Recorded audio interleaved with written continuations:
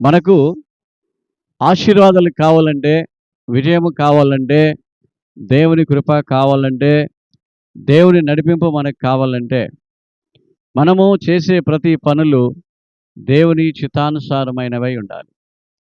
దేవుని చిత్తానుసారమైనవై, దేవునికి ఇష్టమైన పనులు మనం చేసేటప్పుడు తప్పకుండా దేవుడు మనల్ని ఆశీర్వదిస్తాడు. ఎజ్రా గ్రంథము 7వ అధ్యాయము 18వ వచనంలో వాక్యం సెలవిస్తుంది.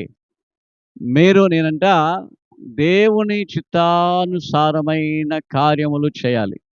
దేవుని చిత్తాన్ని ఎరిగి, దేవుని చిత్తానుసారమైన కార్యాలు, దేవునికి ఇష్టమైన, దేవునికి నచ్చిన పనులు మనం చేసేటప్పుడు మనం చక్కగా ఆశీర్వదించబడతాం. కాబట్టి నాకిది జరగలేదు, నాకిది దొరకలేదు, నేనిది సాధించలేకపోయాను, నేను ఈ విధంగా ముందుకు కొనసాగలేకపోయాను, నా జీవితంలో అద్భుతాలు, ఆశ్చర్యకరమైన కార్యాలు జరగకుండా పోతున్నాయని చెప్పి ఎప్పుడూ బెంగపడకండి, దిగులు పడకండి.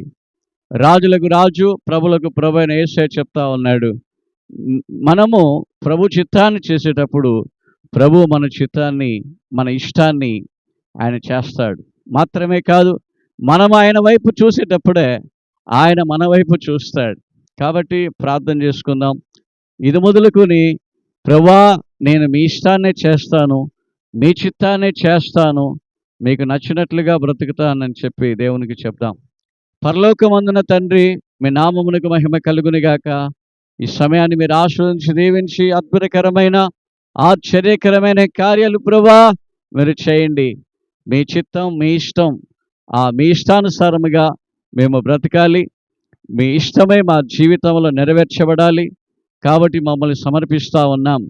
మీ చిత్తాన్ని చేసేటప్పుడు మాకు విజయాన్నిచ్చే దేవుడు, అద్భుతాలు చేసే దేవుడు, స్వస్థతని కలిగించే దేవుడు, మేళ్ళు కలిగించే దేవుడు, మీ నామానికి మహిమగా మేళ్లను చేయండి. ప్రార్థన విన్నందుకు వందనాలు. యేసుక్రీస్తు వారి నామంలో ప్రార్థించి వేడుకుంటూ ఉన్నాము తండ్రి. ఆమేన్, ఆమేన్.